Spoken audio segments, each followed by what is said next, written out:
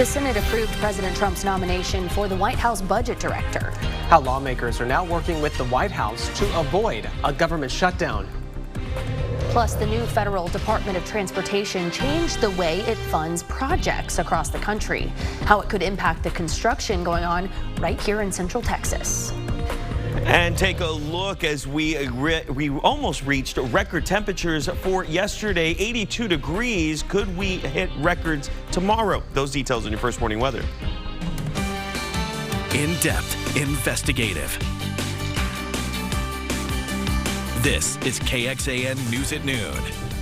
Today, leaders at the Lake Travis Independent School District are deliberating the possible dismissal of its superintendent. The school board will hold a special meeting this evening to discuss this.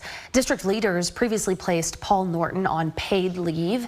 You may remember this from December. This was after allegations of misconduct, but right now those allegations are confidential. The district at that time said while community members are concerned, its, quote, primary focus continues to be the success and well-being of all those we serve.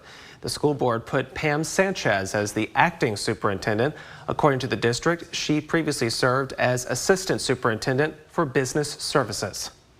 Turning now to Washington, D.C., the Senate confirmed Russell Vought as the White House budget director. The decision came after Democrats, though, held the Senate floor throughout Wednesday night. At the very same time, Republican lawmakers are working with President Trump to fund the government and avoid a shutdown.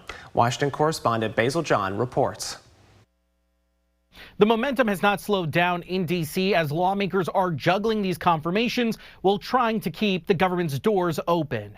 The yeas are 53, the nays are 47. The nomination is confirmed. Senate Republicans confirmed Russell Vought to lead the Office of Budget and Management.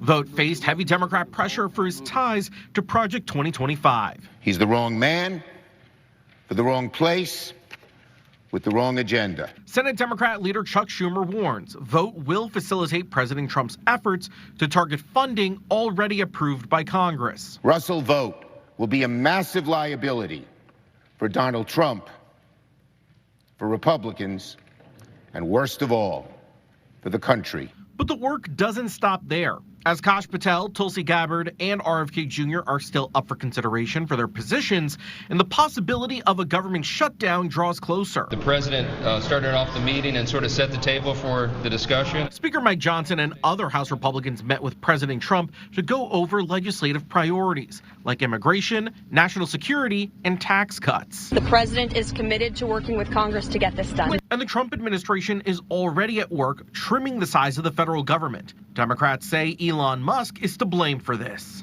We only have one president at a time, and nobody voted for Elon Musk. The White House says the president is committed to cutting down the size of the federal government, and Elon Musk aims to cut down $1 billion a day. Reporting in Washington, I'm Basil John.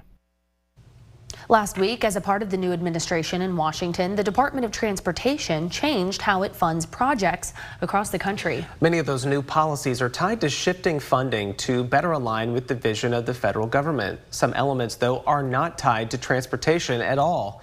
Cities will not get DOT funding if they are, quote, imposing vaccine and mask mandates, or if they do not comply with federal immigration enforcement. According to the order, that last requirement is something that Austin city leaders say is not within their jurisdiction.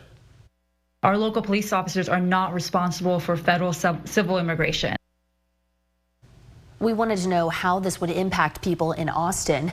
The DOT gave the city of Austin money for the pedestrian safety initiatives, also city lighting and intersection improvements. The city says it's banking on federal money to help with its planned light rail line as well. The Austin Transit Partnership, which oversees the light rail, says it is still advancing its project through a competitive federal grant program. We did ask the Texas Department of Transportation to see if it anticipates any impacts here at the state level. It told us this, quote, TxDOT will continue to utilize federal funding for projects across the state as we await further guidance.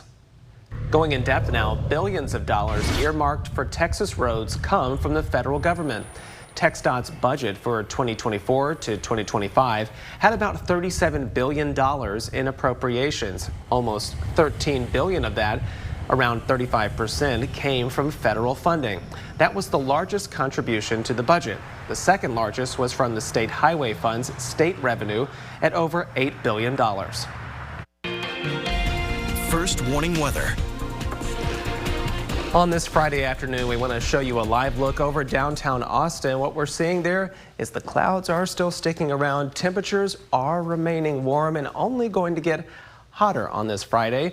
We want to check in with meteorologist Freddie Vela about what's to come for the weekend. Hot temperatures may be the big thing. The biggest thing that we're going to see is those hot temperatures. But Will, good news, rain chances are back, and I know that's what everyone's been wanting. Let's go ahead and take a look at when we could see the increased rain chances overall. That is Tuesday and Wednesday that we could actually see that come through. But Will's right. Look at this. Dry, hot, sunny on Saturday. And then a front comes in on Sunday, and that'll definitely help mix things up. Take a look at our drought monitor, too. That also gives you an idea of how much rainfall we actually need here. And even the rainfall that we're expected to get next week is not going to do as much as we would like to help put a dent in the extreme conditions that we have right now for many spots. Clouds and radar at this point, it looks like the clouds are expected to stick around at least for another couple of hours before they finally start to clear out. We're already seeing sunnier skies out towards the hill country, cloudier conditions out towards the metro. In fact, here's a live look right now through our 360 cam.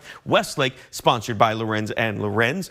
Cloudy conditions for the metro. We did have a little bit of sunshine come in, so we're already seeing the breaking apart here and there overall, but still mostly cloudy conditions. So tomorrow, 87 degrees, which is possibly a record-tying day. And temperatures down in the 70s by Sunday. By Monday, rain chances start to pick up one more time. So we'll be discussing all of that.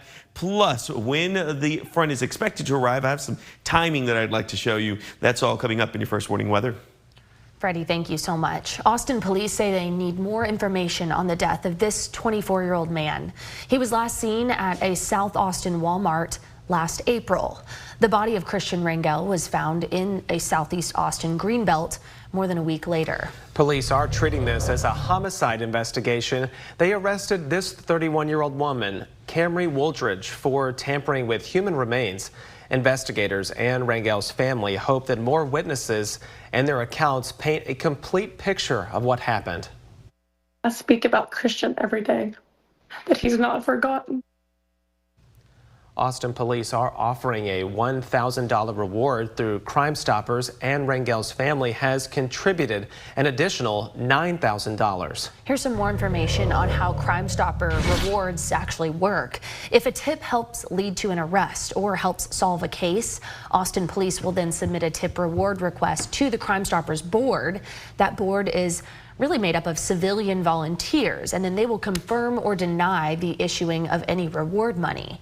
APD says its team meets with this board once a month to go over the proposed reward amounts.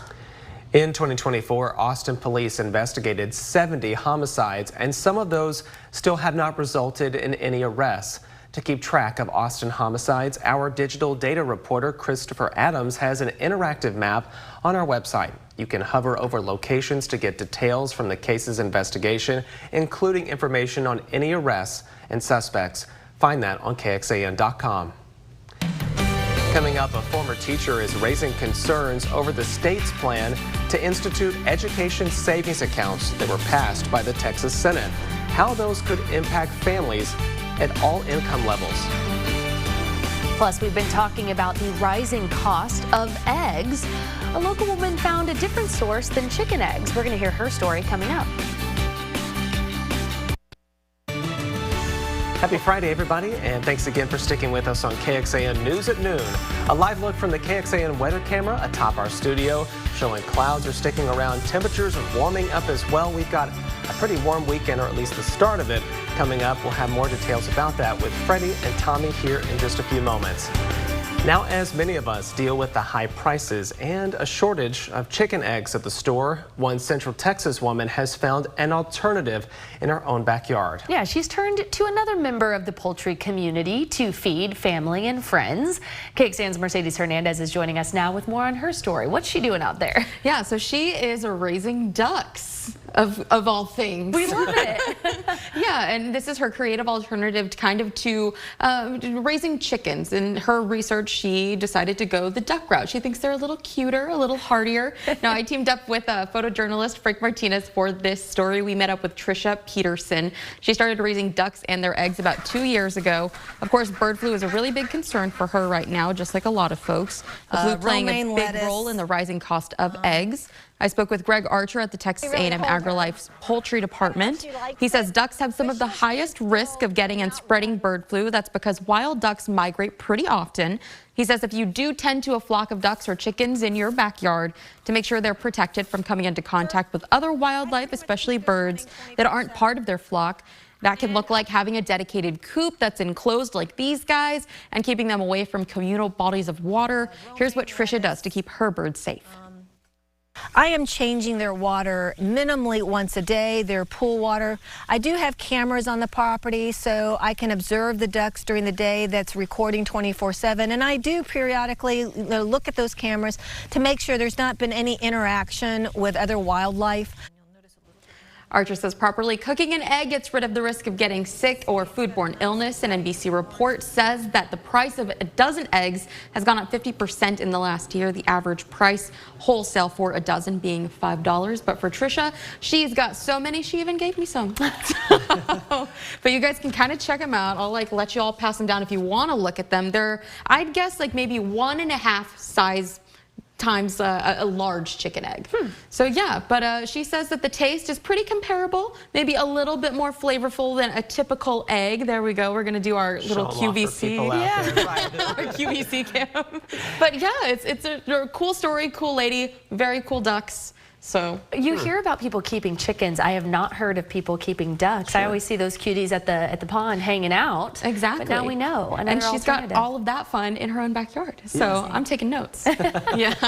And maybe making some breakfast for us. Yeah. I do like that idea. Just sitting back, relaxing. Tomorrow may be the day to do it. It's going to be 87, so you're going to want to be near some type of body of water. But then Sunday, a bit of a change. In fact, speaking of Sunday, let's take a look at what the weather will be like, especially if you're heading out to New Orleans. I have their weather because, of course, the Super Bowl is going to be there. 75 degrees, partly cloudy, nice and cool because of a front that's going to be coming in. What about here while the Super Bowl is playing? Well, I do have that as well. As we look out towards our temperature at 5:30 itself, we're looking at dropping down to about 59 degrees. So overall, could we actually move into the 70s towards the afternoon? Is a possibility. I feel that that's more going to be the overnight temperature going into Sunday, but it depends on when we see that burst of cooler air coming in. This is a slow-moving front that's finally going to come in, so we'll at least get some relief from it. It's just that you may get a delayed relief on Sunday itself. All right, clouds and radar at this point, still cloudy in the metro. Temperatures 72 in Fredericksburg, 80 degrees already in Mason County. They do have a lot more sunshine farther out towards the west right now. 74 in Austin, 72 in Bastrop, 73 in Rockdale. San Marcos set around 73 degrees right now. Overall, your high temperatures, we're going to hit the possible record temperature of 87, maybe even 88 degrees, but then the front comes in. That's going to help our temperatures out a bit more by Monday into the 60s. Tuesday, we'll see a bit of a rebound. We have a stationary front that's going to be within the area, and that will allow for some warmth to flow back in, but then another front will push down another burst of cooler air, and that'll definitely take our temperatures down to about 55 degrees as we get out towards Thursday. So let's just focus over the weekend right now, and then the next half hour we'll focus more on the rain chances. Clearer skies by the afternoon tonight. By tonight, we'll see clouds roll back in one more time. Possible little drizzle on Saturday, and then we're back again into sunnier conditions on Saturday. Temperatures back up one more time ahead of that front, and then once we get out towards Sunday, that front comes in. That'll definitely take our temperatures down one more time. 66 is a low for tonight. Winds coming in from the south at 10 to 15 miles per hour. The arrival right now showing that as we get into midnight, 6 a.m., the metro and most of Central Texas can see the front come in. This is going to be more of your wind shift than anything else. It'll feel a tad cooler outside, but again, the actual push of colder air won't be until later on in the afternoon. As far as rainfall, that we won't see until Tuesday going into Wednesday, and even then, the numbers aren't super impressive impressive. We're still looking at about an inch of rain in a majority of Central Texas. So it's not going to be the end-all be-all and help out with our drought, but at least we'll get some rainfall out there and see the temperatures definitely drop as we get out towards the middle of next week. 55 as we get out towards Thursday. Let's send it over to Tommy House with a look at the month so far. Yeah, thanks, Freddie. Well, we know it's been a warm start to the month. We've had 70s and 80s now for days on end. Recapping the first 8 days or so of February, which will include tomorrow, will be on the warmer side. And then cooler weather will arrive. But through the first 5 days of February, we actually are the second warmest through the start of the month. And with yesterday, today, and tomorrow's high temperatures, we could make a push for the warmest start of February. Yes, this will change once we get cooler weather in play. I'm sure it'll even on out. But just the first week or so, we've been dealing with unseasonable warm temperatures. Here's how it looks. A lot of the Deep South and Dixie Alley and Four Corners with warm temperatures. But big changes are on the way. Cooler air will arrive toward the southern plains, and then that will stick around for probably a few days across the second week of February. How about the third week of February? We're thinking 8 to 14 days out from now. Warmer than normal trends for all of Texas, higher confidence for the valley. And we'll have updates here at the First Warning Weather Center as we get closer to the second half of February. Thanks, Tommy. Files related to the assassination of JFK and MLK are going to be declassified. We'll take a closer look at some of the theories that still exist around the killings ahead. And we'll also talk about why parents, some of them at least, feel like the option of the school bus can be overwhelming during student pickups and drop-offs.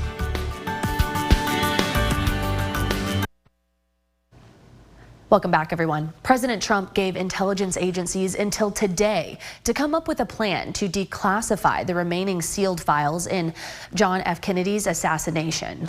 He promised, in his words, to give the Americans the truth after 6 decades of secrecy. NBC's Stephanie Gosk reports. This morning, more than 60 years after President John F. Kennedy was assassinated riding in a presidential motorcade in Dallas, intelligence agencies are supposed to deliver a plan to the White House outlining the public release of the remaining files in the case. I think there is definitely revelatory material in there. Investigative journalist Jeff Morley is especially interested in information about a CIA agent who worked in Cuba. Testimony from another CIA official that remains heavily redacted, and letters Jackie Kennedy wrote to President Lyndon Johnson, along with 4 interviews she gave to a historian in 1964. Jackie Kennedy and Bobby Kennedy are known to have privately not believed the official story of the assassination. For decades, the sealed documents fueling conspiracy after conspiracy, even though the vast majority have long been public. Was the CIA somehow involved? Did Lee Harvey Oswald take his orders from a foreign government? Theories that are still believed by some to this day, even though multiple investigations and the Warren Commission concluded Oswald acted alone. Everything will be revealed. President Trump signed an executive order releasing the files on all 3 of the assassinations that rocked the country in the 1960s. President Kennedy, his brother Robert, and Martin Luther King Jr. But it is the shooting of JFK and speculation about what has yet to be revealed generating the most interest. It's a long time overdue for transparency. Investigative journalist Gerald Posner disagrees that what remains is going to be revelatory. We have 515 files that are withheld in full. So everybody thinks that must be where the treasure trove is. If there's a smoking gun, it's going to be in there. But he says 499 of them are just tax files. Posner blames the CIA itself for enabling what have become some of the most enduring conspiracies in U.S. history. This is what they're doing time and time again at the CIA, over-redacting, holding back on information which the American people have a right to see. That was Stephanie Gosk reporting for us there. As for the remaining sealed documents in both the RFK and MLK assassinations, intelligence agencies have another 30 days to deliver a plan on how to release those. Martin Luther King's family has asked to see the declassified files before they are revealed to the public. The Boy Scouts of America is turning 115 years old, and it's changing its name. Beginning tomorrow, it will now be known as Scouting America. Leaders of that organization say the name change will allow the group to move forward after coming out of bankruptcy. Tens of thousands of people also filed claims against that organization, saying they were abused as children. Membership dipped during the pandemic. However, the numbers rose slightly last year. Okay, we all know sometimes the most stressful part of the school day has nothing to do with the actual classroom. Yeah, a new survey found that parents admit that drop-off and pickup are causing some headaches. But as Erica Brennis, our traffic anchor, found, some parents don't have a choice. I was spending on average 5 hours a week driving. Yeah, because the traffic. Marissa Fisk is a working mom of 2. Her 3rd grader doesn't have a bus option, but her 7th grader does. It helped our lives a lot. And so if she needs a ride, she gets a ride. And if she wants to ride the bus, she rides the bus. But it's really nice to have that option. A recent survey by Value Penguin found 63% of parents think the bus is the best option for their kid. But the survey found more than half don't utilize them. Reasons include buses coming too early, overcrowding, the threat of bullying, or exposure to cell phones. They're still the safest way to get your children to school. They're built with safety in mind. They're bright yellow so everybody can see them. You know, there are laws around other drivers around school buses. Everybody has to stop. That survey also found 61% of parents say the school drop-off and pickup is stressful. I got honked at in the middle school line because it's different. It's a new school. I didn't know what I was doing. Bear with me. I'm figuring it out too. Both of Laura Miller's children don't have a bus option. I've never had a problem where I wasn't trusting of the process.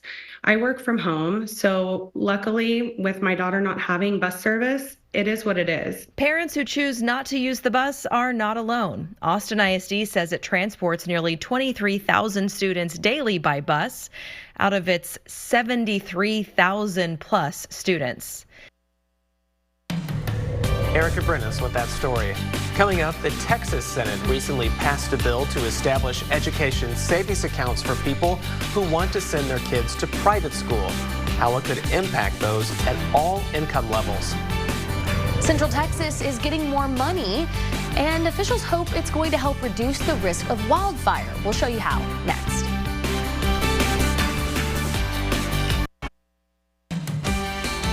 In-depth, investigative. This is KXAN News at Noon.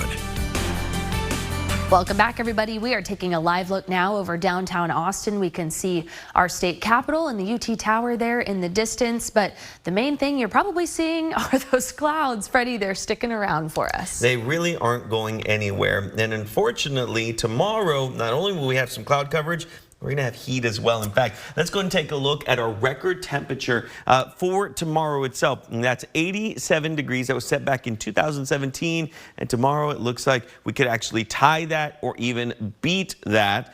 So we'll keep an eye on that and, of course, give you updates as we go along. This is a live look out of our River City Grill Highland Furniture camera in Marble Falls.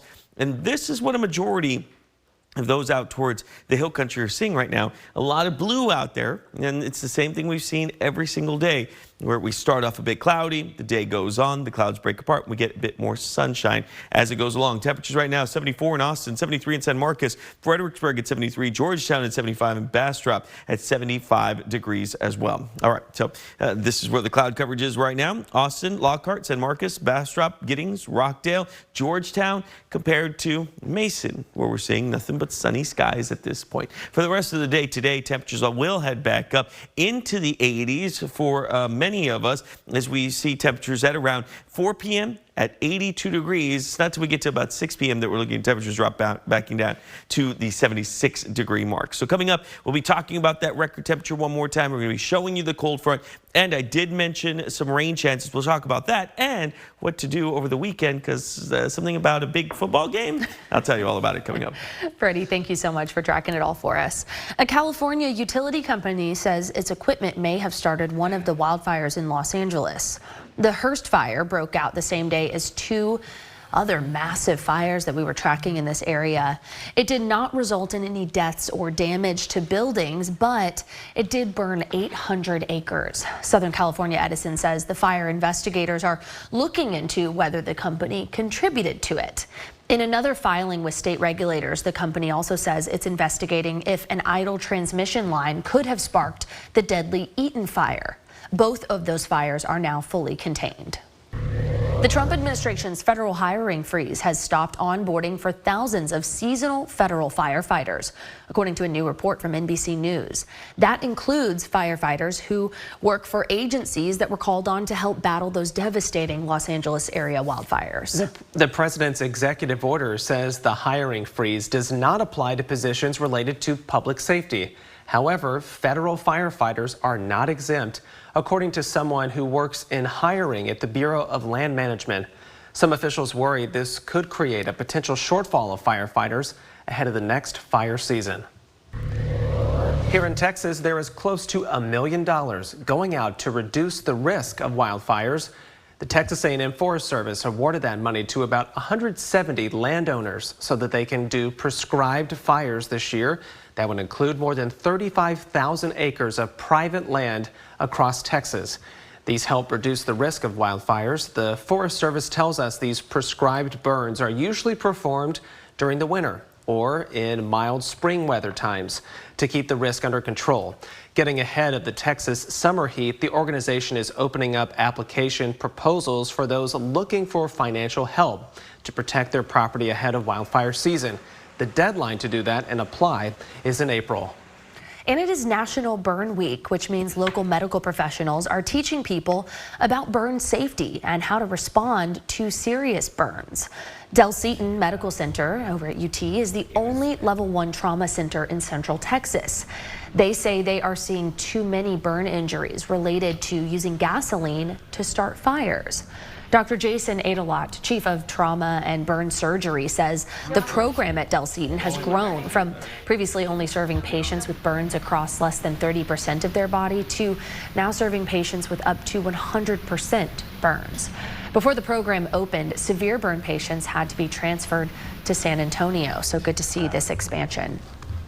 In other news, a former teacher is sharing concerns about a bill at the Texas Capitol that allows parents to use state money to help pay for private school tuition. This comes after the Texas Senate passed a bill this week to create what are known as education savings accounts. The bill prioritizes low-income families and students with disabilities. Critics, though, are concerned with how it defines a low-income family. Families who make up to 500% of the federal poverty line, or about $160,000 for a family of 4, qualify as low income. A former teacher tells us that she is worried that threshold is too high. You asked a family whose total income was $50,000 if their lives would drastically change with $160,000 a year, they'd say yes. That is a life-changing amount of money difference. So we're just talking about people that are having different lived experiences, different families that have different needs. Now, the author of the bill, Senator Brandon Creighton, argues the framework of his legislation prioritizes all families, including middle-class families who may be struggling to make ends meet. It would be a teacher and a firefighter with 3 or 4 kids, and certainly, you know, if you would interview them, they would say that they're doing the best they can to make ends meet and make life make sense, and they certainly need education opportunities for their kids.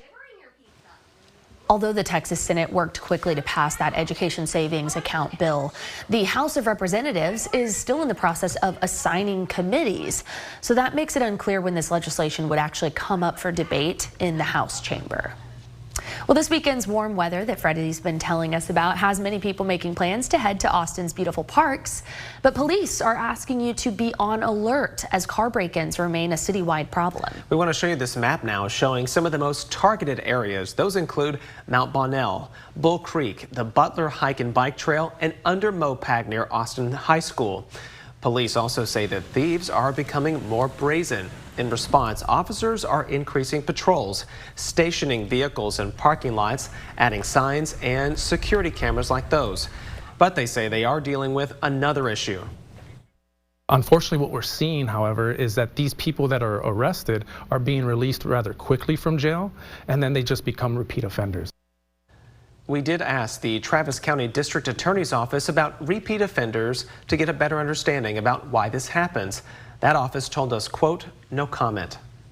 Well, if you're looking for something fun to do with the family tomorrow, there's an event celebrating something uniquely Austin. It is the first ever ACL Live Community Day happening downtown. This is really cool. It's all happening at the Moody Theater in downtown, as Avery mentioned, home to the longest running music program in TV history, Austin City Limits. Here's what you can expect as well. You can take a tour of all the ACL TV exhibits, which celebrate 50 years of music history. There will be photo booths. You can also perform inside the Moody Theater on a 20-foot giant piano. We also have on good authority that Clifford the Big Red Dog will be there too, along with some other favorites of Austin PBS, where Austin City Limits airs. There will be free queso, in case you want some of that, while supplies last from 10 to noon, and so many arts and crafts for the kids as well. There's also going to be plenty of live music. Being able to pay homage and celebrate the history of Austin City Limits and where this all began, where this brand was created, is really important. This is, of course, coming as just last October marked 50 years to the day that Willie Nelson first stepped on that stage to record the pilot episode of ACL Live. The event is completely free this weekend. You can head out there from 10 in the morning to 4 in the afternoon to enjoy all of those things that Will just told you about. The live music acts, though, begin at 10:30. We've got more details on this event at one of our favorite places at KXAN.com right now. Still to come, there is a domestic violence shelter that's helping survivors and their pets escape abuse. Coming up, we are taking a look inside one that opened here in our country.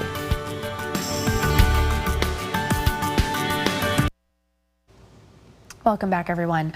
Pets are so important to so many of us, but imagine being stuck in a dangerous situation where you need to leave quickly and you're unable to take your pet with you. That is the choice that many victims of domestic violence are faced with, and why one organization is stepping in with a solution. NBC's Kate Snow has those details. For Hope Dawson-Sessoms, Coco is more than a dog. She's like a third child.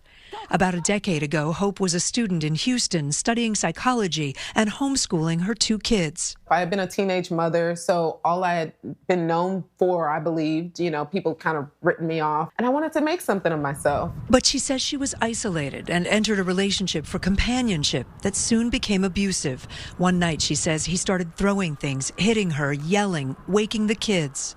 I let the boogeyman in. That's what breaks my heart. She kicked him out and moved to New York City, but she and the kids needed a place to live, and she couldn't bear to leave Coco behind. That's a thought that, even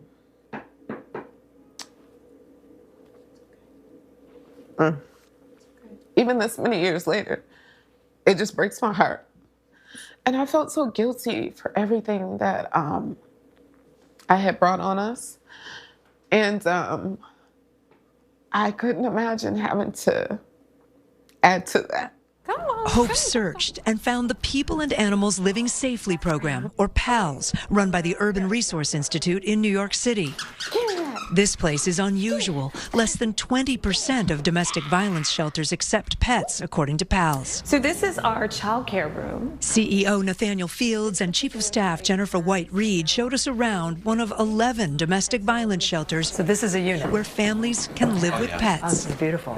A 2019 survey they conducted with the National Domestic Violence Hotline found half of domestic violence victims would not consider a shelter if they could not take their pet. The units are small apartments with space for kids, fully equipped kitchens, and everything a pet needs. And that includes food. Yeah. That includes everything. Toys. Everything's already here. Everything is here. There's a rooftop deck where even the plants are pet safe, a computer lab for kids, and outdoor play areas. Kids are over here, pets are over here, and they get together, believe it or not. Go, go, go! Coco loves it here. Go, go! Why does it matter so much to have pets allowed? We launched PALS based on a simple belief that pets are family.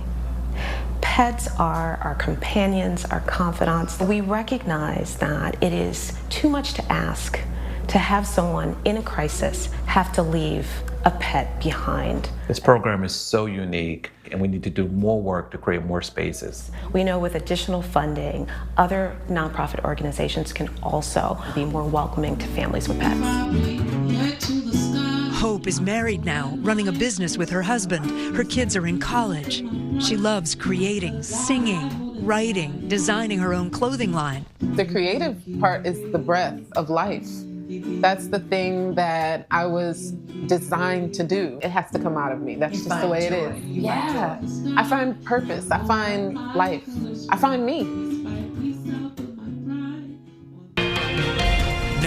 First warning weather with meteorologist Freddie Vela. So we're going to start off with your weekend watch. Let's talk about the temperatures and what to expect. 87 for Saturday. Sunday looking like a high of 75, but that's going to be overnight, and temperatures are expected to steadily drop as the day goes on. We'll see a little bit of a lift as we get later on into the morning, but other than that, I expect for us not to reach 75 throughout the day itself. In case you're wondering where you can check out the Super Bowl, well, the best place to watch the Chiefs and the Eagles take place are going to be all over the area. There's not one place, but I have a couple of places that I wanted to show you and highlight. The Super Bowl, which is S-O-U-P, that's going to be at the Iron Wolf Ranch and Distillery. They're actually going to have a food drive there as well. It's a $10 ticket to get in for the food drive part. Well, okay, hold on. Let me rephrase that. It's $10 a ticket for the chili contest.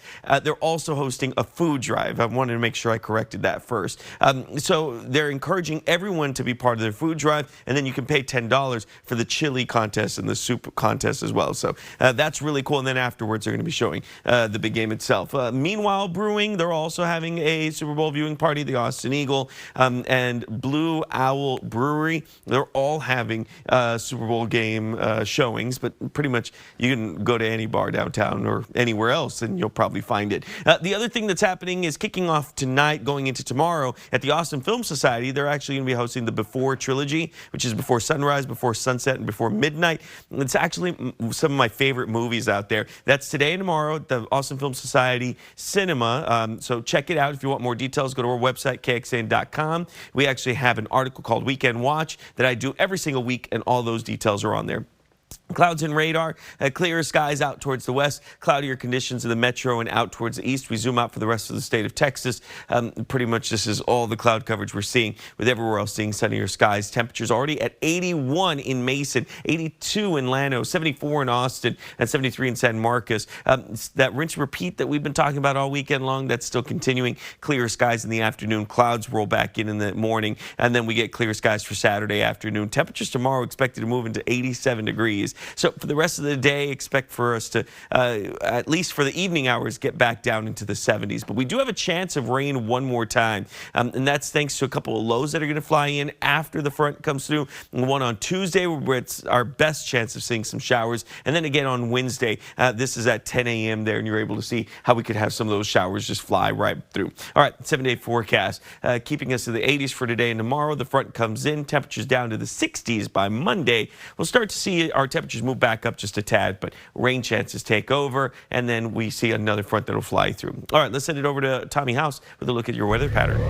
Yeah, thanks, Freddie. We know rain is returning to the 7-day forecast, and I want to paint a picture across the lower 48 of just how active this new weather pattern is going to be. Low pressure off the west coast had an atmospheric river that's going to slide eastward with that low, bringing some snowfall for the Midwest and Northeast. While that's happening, some rain for us Tuesday and Wednesday, and then our next low pressure arrives Wednesday. That's going to be our second round of rain throughout the day on Wednesday itself. Here's how it looks on clouds and radar. Plowable snow for the Northeast and Midwest. This is on Sunday, and then by Sunday afternoon and Monday, we're tracking our next storm system with some snow for their central states and mid-plains, and this is going to move across the mid-Atlantic and the Northeast. Again, on Wednesday, another storm. Look at that right behind it. So we're going to have multiple days on end of accumulated snowfall farther up north. Some rain for us here. Could even be tracking some severe weather across much of the South and Dixie Alley.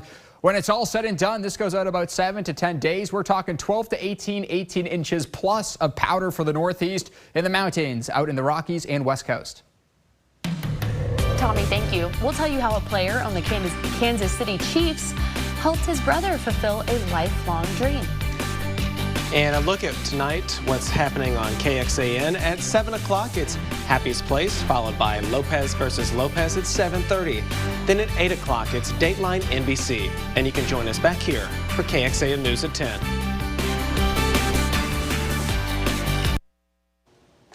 A family-run funeral home in Florida and this year's Super Bowl have an interesting connection. The owner of the establishment, Jeremy Taylor, is the older brother of the Kansas City Chiefs defensive tackle, Jawan Taylor. Growing up, the two brothers had some big dreams. Jawan wanted to go to the NFL, and Jeremy wanted to become the owner of a funeral home.